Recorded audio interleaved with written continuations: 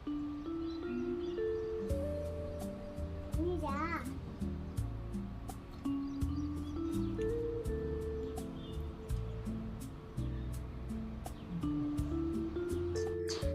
Hi ನಮಸ್ತೆ, Shobha Venkat vlogs Kannada YouTube ಚಾನಲ್ಗೆ ನಿಮ್ಮೆಲ್ಲರಿಗೂ ಕೂಡ ಸ್ವಾಗತ.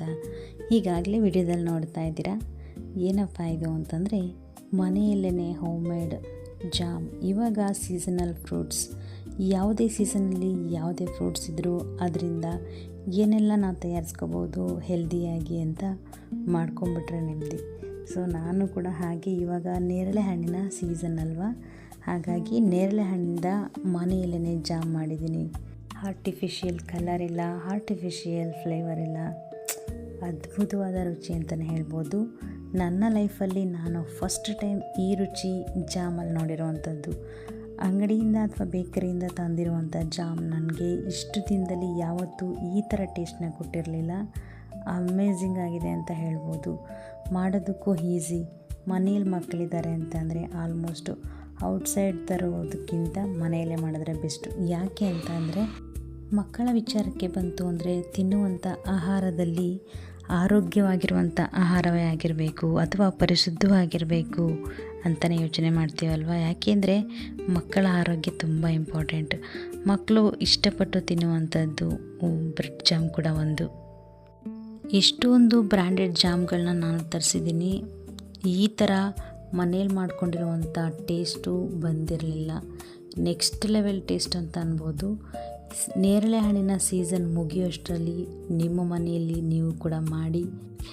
ಮನೆಯಲ್ಲಿ ಸ್ಕೂಲ್ಗೆ ಹೋಗೋ ಮಕ್ಕಳಿಂದ ಹಿಡಿದು ವಯಸ್ಸಾಗಿರೋವ್ರಿಗೂ ತಿನ್ಬೋದು. ಅಷ್ಟು ಅದ್ಭುತವಾಗಿದೆ, ಆರೋಗ್ಯವಾಗೂ ಇದೆ.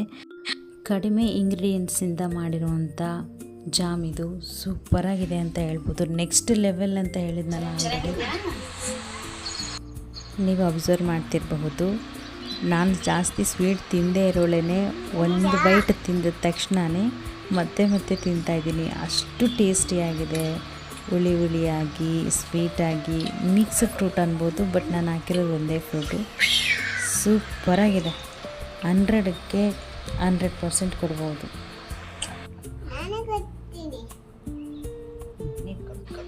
ಬರೀ ನೇರಳೆ ಹಣ್ಣು ಉಪ್ಪಾಕಿ ಚೆನ್ನಾಗಿ ನೀರಲ್ಲಿ ತೊಳೆದ್ಬಿಟ್ಟು ಹಾಗೆ ತಿಂದ್ರೇ ಸೂಪರ್ ಟೇಸ್ಟ್ ಇರುತ್ತೆ. ಮತ್ತೆ ತಿನ್ನಬೇಕು ಅನಿಸುತ್ತೆ.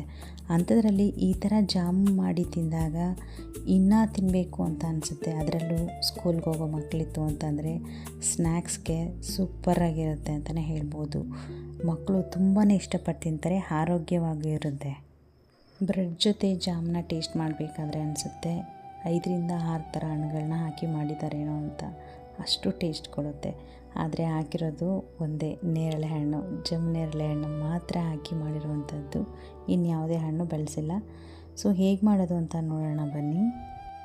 ಹಳ್ಳಿ ಕಡೆ ಆರಾಮಾಗಿ ಮರಗಳಲ್ಲಿ ಸಿಕ್ಬಿಡುತ್ತೆ, ಹೊಲ ಗದ್ದೆಗಳಲ್ಲಿ. ಬಟ್ ನಮ್ಮ ಸಿಟಿಯಲ್ಲಿ ಏನೂ ಮಾಡೋಕ್ಕಾಗಲ್ಲ, ಹೊಲ ಗದ್ದೆ ಆಪ್ಷನ್ಸೇ ಇರೋದಿಲ್ಲ. ಸೊ ಹಾಗಾಗಿ ಬ್ಲಿಂಕಿಟಲ್ಲಿ ನಾನು ಆರ್ಡರ್ ಮಾಡಿಕೊಂಡೆ 1/2 kg. ಅರ್ಧ kg ಬಂದುಬಿಟ್ಟು 250 ರೂಪಾಯಿ ಆಯಿತು. ಬಟ್ ಪ್ರೈಜಸ್ 250 ರೂಪಾಯಿ ಆದ್ರೂ ಟೇಸ್ಟ್ ಮಾತ್ರ ಅಮೇಝಿಂಗ್ ಅಂತಲೇ ಹೇಳ್ಬೋದು. ಒಂದು 10 ನಿಮಿಷಗಳ ಕಾಲ ಉಪ್ಪಾಕಿ ಚೆನ್ನಾಗಿ ನೆನೆಸ್ಬಿಟ್ಟು ಅದನ್ನು ತೊಳೆದ್ಬಿಟ್ಟು ಇನ್ನೊಮ್ಮೆ ನೀರು ಹಾಕ್ಕೊಂಡು ನೀಟಾಗಿ ತೊಳ್ಕೊಂಡೆ. ಎಲ್ಲ ನೀರೆಲ್ಲ ಬಸ್ತಾದ್ಮೇಲೆ ಈ ಥರ ಕಟ್ ಮಾಡಿ ಇಟ್ಕೊಂಡಿದ್ದೀನಿ. ನೀಟಾಗಿ ಕಟ್ ಮಾಡಿ ಇಟ್ಕೋಬೇಕು. ಈ ಬೀಜನ ಎಸೆಯೋದಕ್ಕೆ ಹೋಗಬೇಡಿ. ಇದರಿಂದ ಶುಗರ್ ಪೇಷೆಂಟ್ಗಳಿಗೆ ಒಳ್ಳೆಯ ಔಷಧಿ ಕೂಡ ತಯಾರಿಸಬಹುದು. ಫೈನಲಿ ಕಟ್ ಮಾಡಿ ಇಟ್ಕೊಂಡದನ್ನು ಹೀಗೆ ಕ್ರಷ್ ಮಾಡ್ಕೊಂಡಿದ್ದೀನಿ. ಮಿಕ್ಸಿಗೆ ಹಾಕ್ಕೊಳ್ಳೋದಕ್ಕಿಂತ ಈ ಥರ ಕ್ರಷ್ ಮಾಡ್ಕೊಳ್ಳೋದು ಸೂಪರ್ ಟೇಸ್ಟ್ ಬರುತ್ತೆ ಅಂತಲೇ ಹೇಳ್ಬೋದು. ಅಯ್ಯೋ, ಇದನ್ನು ಕ್ರಷ್ ಮಾಡಬೇಕಾದ್ರೆ ವಿಡಿಯೋ ಮಾಡಿದ್ದೆ, ಆ ವಿಡಿಯೋನೂ ಡಿಲೀಟ್ ಆಗಿಬಿಟ್ಟಿದೆ. ಎಷ್ಟು ಚೆಕ್ ಮಾಡಿದರೂ ಸಿಗಲಿಲ್ಲ. ಐ ಥಿಂಕ್ ಡಿಲೀಟ್ ಆಗಿದೆ ಅಂದ್ಕೊಂಡು ಸುಮ್ಮನೆ ಅದೇ. ಸೊ ನೆಕ್ಸ್ಟ್ ಟೈಮ್ ಏನಾದರೂ ಮಾಡಬೇಕಾದ್ರೆ ತೋರಿಸ್ತೀನಿ ವಿಡಿಯೋ. ಅದನ್ನು ಕ್ರಷ್ ಮಾಡಿಕೊಂಡ್ರೆ ಯಾವ ರೀತಿ ಮಾಡ್ಕೋಬೇಕು ಅಂತ. ತುಂಬ ಚೆನ್ನಾಗಿ ಬರುತ್ತೆ ಈ ಥರ ಕ್ರಷ್ ಮಾಡ್ಕೊಂಡಾಗ. ಮೇಯ್ನು ಟೇಸ್ಟ್ ಮಿಕ್ಸಿಗೆ ಹಾಕೊಂಡಾಗ ಆ ಟೇಸ್ಟ್ ಬರೋದಿಲ್ಲ. ಸೊ ಡೈರೆಕ್ಟ್ ನಾನು ಯಾವ ಪಾತ್ರೆಯಲ್ಲಿ ಜಾಮನ್ನ ತಯಾರಿಸ್ತೀವಿ ಅದೇ ಪಾತ್ರೆಗೆ ಹಾಕೋತಾ ಇದ್ದೀವಿ. ನೀವು ಅಷ್ಟೇ ಡೈರೆಕ್ಟ್ ಯಾವ ಪಾತ್ರೆಯಲ್ಲಿ ಜಾಮ್ ಮಾಡ್ತೀರಾ ಅದೇ ಪಾತ್ರೆಗೆ ಹಾಕೊಂಬಿಡಿ. ಯಾವುದೇ ಥರ ನೀರು ಹಾಕೋಬೇಡಿ, ಜಸ್ಟ್ ಹಾಗೇ ಕ್ರಷ್ ಮಾಡ್ಕೊಳ್ಳಿ. ಆ ಹಣ್ಣಿನ ರಸದಲ್ಲೇ ರಸ ಎಲ್ಲ ಬಿಟ್ಕೊಳ್ಳುತ್ತೆ ನಾವು ಕ್ರಷ್ ಮಾಡಿಕೊಂಡಾಗ. ನಾನು ಯಾವುದೇ ಥರ ನೀರನ್ನು ಯೂಸ್ ಮಾಡ್ಕೊಂಡಿಲ್ಲ. ಎಷ್ಟು ಕಲರ್ಫುಲ್ಲಾಗಿ ಕಾಣಿಸ್ತಾ ಇದೆ ಅಲ್ಲ. ಈಗ ಒಲೆ ಮೇಲೆ ಇಡ್ತಾಯಿದ್ದೀನಿ. ಆ ನೀರೆಲ್ಲ ಬಿಡ್ತಾ ಇದೆ. ಸ್ವಲ್ಪ ನೀರು ಫುಲ್ ಡ್ರೈ ಆಗಬೇಕದು, ಅಂದರೆ ತಳ ಹಿಡಿದಿರೋ ರೀತಿ ನಾವು ಯಾವಾಗಲೂ ತಿರುಗಿಸ್ಕೊತಾನೆ ಇರಬೇಕು. ಉರಿ ಕಮ್ಮಿಯಲ್ಲಿರಬೇಕು. ಸ್ವಲ್ಪ ಜಾಸ್ತಿ ಆಯಿತು ಅಂತಂದ್ರೂ ಉರಿ ಜಾಸ್ತಿ ಆದಾಗ ತಳ ಹಿಡಿದ್ಬಿಡುತ್ತೆ. ಹಾಗಾಗಿ ತಿರುಗಿಸ್ತಾನೆ ಇರಬೇಕು. ಈ ಥರ ಅದು ನೀರು ಬಿಡ್ತಾನೇ ಬರುತ್ತೆ. ಅದು ಬೆಂದಾಗ ನೀರು ಬಿಡ್ತಾನೆ ಬರುತ್ತೆ. ಜಾಸ್ತಿ ಬಬಲ್ಸ್ ಎಲ್ಲ ಬರೋಕ್ಕೆ ಸ್ಟಾರ್ಟ್ ಆಗುತ್ತೆ ಬೇಯಬೇಕಾದ್ರೆ. ಒಂದು ಚಿಟಿಕೆ ಉಪ್ಪು ಹಾಕ್ಕೊಬೇಕು. 2 ಸೀಕ್ರೆಟ್ ಇದೆ. ಒಂದೇ ಸೀಕ್ರೆಟ್ ಬಂದು 1 ಚಿಟಿಕೆ ಉಪ್ಪು, 2ನೇ ಸೀಕ್ರೆಟ್ ಬಂದು ಒಂದು ಅರ್ಧ ಹೋಳು ನಿಂಬೆ ರಸ. ಸ್ವಲ್ಪ ಕಾಲು ಹೋಳಾದರೂ ಹಾಕ್ಕೊಂಡ್ರೂ ಓಕೆ, ಜಾಸ್ತಿ ಹುಳಿ ಬೇಡ ಅಂತಂದರೆ. ಈ ನಿಂಬೆ ರಸ ಹಾಕೋದ್ರಿಂದ ಕಲರ್ ಚೆನ್ನಾಗಿ ಬರುತ್ತೆ, ಟೇಸ್ಟು ಡಬಲ್ ಆಗುತ್ತೆ. ನಾನು ಹೇಳಿದ್ನಲ್ಲ 4ರಿಂದ 5 ಥರ ಫ್ರೂಟ್ಸ್ ಹಾಕಿ ಮಾಡಿದ್ದಾರೇನೋ ಅನ್ನೋ ಥರ ಆಗುತ್ತೆ. ನೇರಳೆ ಹಣ್ಣಲ್ಲಿ ಕೂಡ ಹುಳಿ ಅಂಶ ಇರುತ್ತೆ. ನಿಮಗೆ ಬೇಕಂದರೆ ನಿಂಬೆಹಣ್ಣು ಹಾಕ್ಕೊಳ್ಳಿಲ್ಲ ಅಂದರೆ ಬಿಡಿ, ಆಪ್ಷನಲ್. ನಾನು 1 ಕಪ್ ಅಷ್ಟೇ ಸಕ್ಕರೆ ತೊಗೊತಾ ಇದ್ದೀನಿ. ಅರ್ಧ kg ಹಣ್ಣಿಗೆ 1 ಕಪ್ ಸಕ್ಕರೆ ತೊಗೋತಾ ಇದ್ದೀನಿ. ಅದಕ್ಕಿಂತ ಜಾಸ್ತಿ ಹಾಕ್ಕೊಂಡ್ರೆ ಸ್ವೀಟ್ ಜಾಸ್ತಿ ಆಗಬಹುದು. ನಿಮಗೆ ಜಾಸ್ತಿ ಸ್ವೀಟ್ ಬೇಕಂದರೆ ಹಾಕ್ಕೊಳ್ಳಿ. ನಾವು ಕಮ್ಮಿ ಸ್ವೀಟ್ ತಿನ್ನೋದ್ರಿಂದ ಇಷ್ಟೇ ಹಾಕ್ಕೋತಾ ಇದ್ದೀನಿ.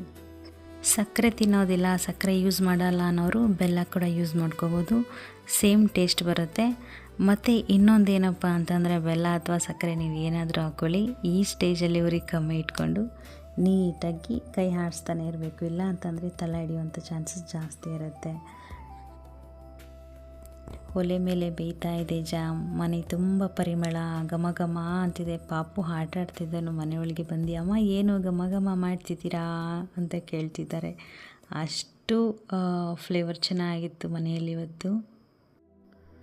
ಅದು ಬೇಯ್ತಾ ಬಬಲ್ಸ್ ಜಾಸ್ತಿ ಆಯ್ತಾ ಬರುತ್ತೆ. ಇನ್ನು ಬಬಲ್ಸ್ ಎಲ್ಲ ನೀಟಾಗಿ ಕಮ್ಮಿ ಆಗ್ತಾಯಿದೆ ಅಂತ ಅಂದಾಗ ಫುಲ್ ಕಮ್ಮಿ ಯಾವಾಗ ಆಗ್ತಾ ಬರುತ್ತೆ ಆವಾಗ ರೆಡಿ ಆಗಿದೆ ಜಾಮ್ ಅಂತ. ತುಂಬ ಜಾಸ್ತಿ ಕುದಿಸ್ಬಿಟ್ರೆ ಗಟ್ಟಿ ಆಗಿಬಿಡುತ್ತೆ. ಸ್ವಲ್ಪ ತೆಳು ಇದೆ ಅಂತ ಅನ್ಬೇಕಾದ್ರೇ ಸ್ಟವ್ ಆಫ್ ಮಾಡ್ಕೊಂಬಿಡಿ. ನೋಡಿ ಈ ಥರ ಎಲ್ಲ ಬಬಲ್ಸ್ ಬರ್ತಿದೆಯಲ್ಲ ನೋಡಿ, ಈಗೆಲ್ಲ ಫುಲ್ ಆಗೋಯ್ತು. ಈಗ ಸ್ಟವ್ ಆಫ್ ಮಾಡ್ಕೊಂಡಿದ್ದೀನಿ, ಎಲ್ಲ ಫುಲ್ ಕಮ್ಮಿ ಆಗೋಗ್ತು. ಇಷ್ಟಿದ್ರೆ ಸಾಕು ಕನ್ಸಿಸ್ಟೆನ್ಸಿ, ತುಂಬ ಚೆನ್ನಾಗಿ ಬರುತ್ತೆ. ಇನ್ನೂ ಕುದಿಸ್ತೀನಿ, ಇನ್ನು ಈಗಲೇ ಗಟ್ಟಿ ಆಗಿಬಿಟ್ರೆ ಸ್ಟವ್ ಮೇಲೆ ಇದ್ದಾಗಲೇ ತಣ್ಣಗಾದಮೇಲೆ ಇನ್ನೂ ಗಟ್ಟಿ ಆಗಿಬಿಡುತ್ತೆ. ಅದನ್ನು ಎತ್ಕೊಳ್ಳೋಕ್ಕೂ ಆಗೋದಿಲ್ಲ, ಹಾಕ್ಕೊಳ್ಳೋಕ್ಕೂ ಆಗೋದಿಲ್ಲ, ಆ ರೀತಿ ಆಗಿಬಿಡುತ್ತೆ. ಸೊ ಕನ್ಸಿಸ್ಟೆನ್ಸಿ ಇದು ಓಕೆ. ಸೊ ಸೂಪರಾಗಿ ಬರುತ್ತೆ. ಟೇಸ್ಟ್ ಮಾತ್ರ ಟೇಸ್ಟ್ ವೈಸು ಅಮೇಝಿಂಗ್ ಅಂತಲೇ ಹೇಳ್ಬೋದು. ಫೈನಲಿ ಜಂಬೂ ನೇರಳೆ ಹಣ್ಣಿನ ಜಾಮ್ ರೆಡಿಯಾಗಿದೆ. ಎಷ್ಟು ಕಲರ್ಫುಲ್ಲಾಗಿ ಕಾಣಿಸ್ತಿದೆ ಅಲ್ವಾ. ಈ ಕಲರ್ಫುಲ್ ಕೊಡೋದು ಆಲ್ಮೋಸ್ಟ್ ನಿಂಬೆಹಣ್ಣು ಹಾಕಿದ್ಮೇಲೆ, ಸಕ್ಕರೆ ಹಾಕಿದ್ಮೇಲೆ ಈ ಥರ ಕಲರ್ಗೆ ಟರ್ನ್ ಆಗುತ್ತೆ. ಸೊ ಎಷ್ಟು ಚೆನ್ನಾಗಿ ಕಾಣಿಸ್ತಾ ಇದ್ರೆ ಅಂದರೆ ನೋಡಿದ ತಕ್ಷಣ ತಿನ್ನಬೇಕು ಅಂತ ಅನಿಸುತ್ತೆ. ಆ ಘಮ ಹಸಿವು ಆಗೋ ಥರ ಮಾಡುತ್ತೆ. ಅಷ್ಟು ಫ್ಲೇವರ್ ಚೆನ್ನಾಗಿರುತ್ತೆ. ಒಂದು ಗಾಜಿನ ಬಾಟ್ಲಿಗೆ ನಾನು ಹಾಕಿಟ್ಕೋತಾ ಇದ್ದೀನಿ. ನಿಮಗೆ ನೀಟಾಗಿ ಕಾಣಿಸ್ಲಿ ಅಂತ ಹೇಳ್ಬಿಟ್ಟು ಕೆಳಗಡೆ ಇಟ್ಕೊಂಡು ಹಾಕೋತಾ ಇದ್ದೀನಿ. ಈಗ ಈ ಕನ್ಸಿಸ್ಟೆನ್ಸಿ ಇದೆ ಅಲ್ಲ, ಬಿಸಿ ಇದೆ ಸ್ವಲ್ಪ. ಇವಾಗ ಒಂದು 10 ನಿಮಿಷ ಬಿಟ್ಬಿಟ್ರೆ ಸ್ವಲ್ಪ ಗಟ್ಟಿ ಆಗಿಬಿಡುತ್ತೆ. ಅಂದರೆ ನಾವು ಯಾವುದೇ ಥರ ಅಗರ್ ಹಾಕಿಲ್ಲ. ಶಾಪಲ್ಲಿ ಅಥವಾ ಬೇರೆ ಬೇಕ್ರಿಗಳಲ್ಲಿ ಮಾಡಬೇಕಾದ್ರೆ ಅಗರ್ ಯೂಸ್ ಮಾಡ್ತಾರೆ. ಅದಕ್ಕೆ ಜೆಲ್ಲಿ ಶೇಪಲ್ಲಿ ಬರುತ್ತೆ ಅದು. ನಾವು ಯಾವುದೇ ಥರ ಅಗರ್ ಯೂಸ್ ಮಾಡೋದಿಲ್ಲ, ಹಾಗಾಗಿ ಇದು ಜೆಲ್ಲಿ ಶೇಪ್ ಬರ್ತಿಲ್ಲ. ನಾರ್ಮಲ್ ನಾವಿವಾಗ ಗುಲ್ಕನೆಲ್ಲ ತಿಂದರೆ ಬರುತ್ತಲ್ಲ, ಸೇಮ್ ಆ ರೀತಿ ಬರುತ್ತೆ. ಗ್ಲಾಸ್ ಕಂಟೈನರ್ಗೆ ಹಾಕಬೇಕಾದ್ರೆ ಯಾವ ಥರ ಕಲರ್ ಕಾಣಿಸ್ತದೆ ನೋಡಿ ಅಲ್ಲ, ಎಷ್ಟು ಚೆನ್ನಾಗಿ ಕಾಣಿಸ್ತಿದೆ ಅಂತಂದರೆ ನನ್ನ ಮಗ ನೋಡಿದ ತಕ್ಷಣ ಹಸಿವು ಆಗ್ತಿದೆ ಅಂತಿದ್ದ. ಅಷ್ಟು ಚೆನ್ನಾಗಿದೆ. ಶುಗರ್ ಕಮ್ಮಿ ಹಾಕ್ಕೊಂಡಿರ್ತೀವಿ ಮತ್ತು ಒಳ್ಳೆ ಕ್ವಾಲಿಟಿ ಶುಗರ್ನ ಯೂಸ್ ಮಾಡಿರ್ತೀವಲ್ಲ, ಕಣ್ಣು ಮುಚ್ಕೊಂಡು ಮಕ್ಕಳಿಗೆ ಕೊಡ್ಬೋದು. ಯಾಕೆಂದರೆ ಯಾವುದೇ ಥರ ಆರ್ಟಿಫಿಷಿಯಲ್ ಕಲ್ಲರು, ಆರ್ಟಿಫಿಷಿಯಲ್ ಫ್ಲೇವರ್ನ ಯೂಸ್ ಮಾಡಿಲ್ಲ. ಹಾಗೆ ಟೇಸ್ಟ್ಗೂ ಅಷ್ಟೇ ಮಕ್ಕಳಿಗೆ ಆರಾಮಾಗಿ ಕೊಡ್ಬೋದು. ಇವನ್ನು ಶುಗರ್ ಪೇಷೆಂಟ್ ಇದ್ದಾರೆ ಅಂತ ಅಂದ್ರೂ ಕೂಡ ಈ ಲೈಟಾಗಿ ಒಂದು ಪೀಸ್ ಆದ್ರೂ ಕೊಡ್ಬೋದು ತಿನ್ನೋಕ್ಕೆ ಬ್ರೆಡ್ಡು. ಅಷ್ಟು ಚೆನ್ನಾಗಿರುತ್ತೆ. ಅವರ ಆರೋಗ್ಯದ ಮೇಲೆ ಡಿಪೆಂಡ್ ಆಗಿರುತ್ತೆ, ಅವ್ರಿಗೆ ಎಷ್ಟು ಶುಗರ್ ಲೆವೆಲ್ ಇದೆ ಅದ್ರ ಮೇಲೆ. ಮತ್ತು ಹಾಗೆ ಹೇಳಿದೆ ನಾನು, ಬೀಜನ ಬಿಸಾಡಬೇಡಿ, ಅದರಿಂದ ಔಷಧಿ ಮಾಡ್ಕೋಬೋದು ಅಂತ ಆ ಬೀಜನ ಎತ್ತಿಟ್ಕೊಂಡಿದ್ದೀನಿ. ನೆಕ್ಸ್ಟ್ ವಿಡಿಯೋ ನಾನು ಆ ಬೀಜ ಯೂಸ್ ಮಾಡಿಕೊಂಡು ಹೇಗೆ ಶುಗರ್ ಪೇಷೆಂಟ್ಗಳಿಗೆ ಔಷಧಿನ ತಯಾರಿಸ್ಕೋಬೋದು ಅಂತ ವಿಡಿಯೋ ಕೂಡ ಮಾಡಿ ಹಾಕ್ತೀನಿ. ಆ ಬ್ರೆಡ್ಗೆ ಹಚ್ಚಬೇಕಾದ್ರೆ ಎಷ್ಟು ಕಲರ್ಫುಲ್ಲಾಗಿ ಕಾಣಿಸುತ್ತೆ, ಅಷ್ಟೇ ಟೇಸ್ಟ್ ಕೊಡುತ್ತೆ. ನೆಕ್ಸ್ಟ್ ಲೆವೆಲ್ ಟೇಸ್ಟ್ ಅಂತಲೇ ಹೇಳ್ಬೋದು. ನೋಡಿ ಎಷ್ಟು ಚೆನ್ನಾಗಿ ಕಲರ್ ಚೇಂಜ್ ಆಗ್ತಾಯಿದೆ ಅಲ್ಲ, ನೋಡ್ತಾ ಇದ್ರೇ ಹಸಿವಾಗುತ್ತೆ, ಅಷ್ಟು ಚೆನ್ನಾಗಿದೆ. ನನ್ನ ಮಗ ಅಂತೂ ತುಂಬ ಎಂಜಾಯ್ ಮಾಡ್ಕೊಂಡು ತಿಂದ. ಅವನು ತಿನ್ನಿಸೋದ್ರಲ್ಲಿ ನಾನೇ ಒಂದು 2-3 ಬೈಟ್ ಜಾಸ್ತಿ ತಿಂದ್ಬಿಟ್ನೇನೋ ಅನ್ನಿಸ್ತು, ಅಷ್ಟು ಟೇಸ್ಟ್ ಚೆನ್ನಾಗಿತ್ತು ಮಾತ್ರ. ನಮ್ಮ ಯುಕ್ತ ಸಿಕ್ಕಾಪಟ್ಟೆ ಕೇಳ್ತಿದ್ಲು, ತುಂಬಾ ರಿಕ್ವೆಸ್ಟ್ ಮಾಡ್ಕೊತಿದ್ಲಮ್ಮ ಮಾಡಿಕೊಡಿ, ಸ್ಕೂಲ್ಗೆ ಸ್ನ್ಯಾಕ್ಸ್ ತೊಗೊಂಡು ಹೋಗಬೇಕು, ನಂಗೆ ತುಂಬ ಇಷ್ಟ ಅದು. ಬೇರೆ ಆರ್ಡರ್ ಮಾಡ್ತೀನಿ ಅಂದಿದ್ದಕ್ಕೆ ನನಗೆ ಬೇರೆ ಬೇರೆ ಬ್ರ್ಯಾಂಡ್ದು ಬೇಡ, ಮಾಡಿಕೊಟ್ರೆ ನನಗೆ ಇದೇ ಹಣ್ಣಿಂದೇ ಮಾಡಿಕೊಡ್ಬೇಕು ನೀವು ಅಂದ್ಬಿಟ್ಟು ಜಮ್ಮನೇರಳೆ ಹಣ್ಣನ್ನು ಅವರೇ ಆರ್ಡರ್ ಮಾಡಿಸಿ ಕೇಳಿ ತರಿಸ್ಕೊಂಡಿದ್ರು. ಸೊ ಅದರಲ್ಲೇ ಮಾಡಿದ್ದು, ತುಂಬ ಟೇಸ್ಟ್ ಸಖತ್ತಾಗಿದೆ. ನೀವು ಕೂಡ ಒಮ್ಮೆ ಮಾಡಿ, ಸೀಸನ್ ಮುಗಿಯೋಷ್ಟರಲ್ಲಿ ಒಮ್ಮೆ ಟ್ರೈ ಮಾಡಿ ಟೇಸ್ಟ್ ಹೇಗಿದೆ ಅಂತ ಕಮೆಂಟ್ ಬಾಕ್ಸಲ್ಲಿ ಹೇಳಿ. ನಾನು ಆಗಲೇ ಹೇಳ್ದ ಹಾಗೆ ಬಿಸಿ ಇತ್ತು, ಅವಾಗ ಸ್ವಲ್ಪ ತೆಳ್ಳಗಿತ್ತು, ಸ್ವಲ್ಪ ತಣ್ಣಗಾಯ್ತಾ ಬಂತು ನೋಡಿ.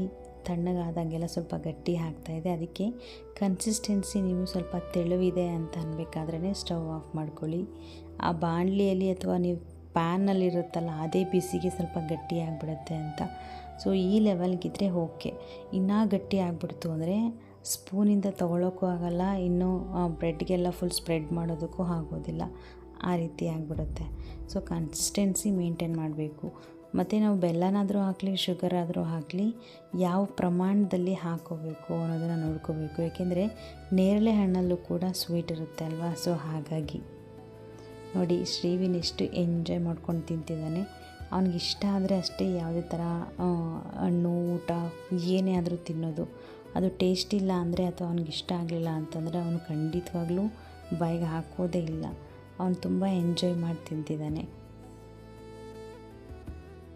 ಬಿಲೋ 5 ಇಯರ್ಸ್ ಮಕ್ಕಳು ಮನೇಲಿದ್ದಾರೆ ಅಂತ ಅಂದರೆ ಆಲ್ಮೋಸ್ಟ್ ಯಾವುದೇ ಹಣ್ಣುಗಳಾಗಿರ್ಬೋದು ಅಥವಾ ಯಾವುದೇ ಏನಾದರೂ ಹಣ್ಣುಗಳಿಂದ ಪ್ರಿಪೇರ್ ಮಾಡ್ಬೋದು. ಆವಾಗ ನೀಟಾಗಿ ತೊಳೆದು ಕ್ಲೀನಾಗಿ ಅವ್ರು ಹಾಕಿರುವಂಥ ಮೆಡಿಷನ್ಗಳು ಹೋಗೋ ರೀತಿ ನೀಟಾಗಿ ಕ್ಲೀನ್ ಮಾಡೇ ಅದನ್ನೆಲ್ಲ ತೊಳೆದು ಉಪ್ಪು ಹಾಕಿ ನೀಟಾಗಿ ತೊಳೆದು, ಅಥವಾ ಕೆಲವೊಂದು ಲಿಕ್ವಿಡ್ ಬರುತ್ತೆ ಹಣ್ಣುಗಳು ತರಕಾರಿ ತೊಳೆಯೋದಕ್ಕೆ, ಆ ಲಿಕ್ವಿಡನ್ನ ಹಾಕಿ ತೊಳೆರಿ. ಹಾಗೆ ಮಕ್ಕಳ ಕೈಗೆ ಕೊಡಬೇಡ್ರಿ ತಿನ್ನೋದಕ್ಕೆ, ಏಕೆಂದರೆ ಇದು ಆರೋಗ್ಯಕ್ಕೆ ಸಂಬಂಧಪಟ್ಟಿದ್ದು. ಏಕೆಂದರೆ ಬಿಲೋ 5 ಇಯರ್ಸ್ ಮಕ್ಕಳು ತುಂಬ ಸೆನ್ಸಿಟಿವ್ ಇರುತ್ತೆ. ಸೊ ಹಾಗಾಗಿ ಆರೋಗ್ಯದ ವಿಷಯದಲ್ಲಿ ಯಾವತ್ತಿಗೂ ಕೂಡ ಕಾಂಪ್ರೋ ಆಗೋದೇ ಬೇಡ.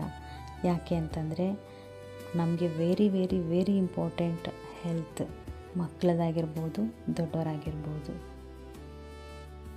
ನಮ್ಮ ಮನೆಯಲ್ಲಿ ವಾರಕ್ಕೆ 1 ಸಾರಿ ಅಷ್ಟೇ, ವೀಕ್ಲಿ ಒನ್ಸ್ ಅಥವಾ ಟ್ವೈಸ್ ಅಷ್ಟೇ ಈ ಥರ ಬ್ರೆಡ್ ಜಾಮ್, ಅತಿಯಾಗಿ ಬ್ರೆಡ್ಡನ್ನು ಕೂಡ ಕೊಡೋದಿಲ್ಲ.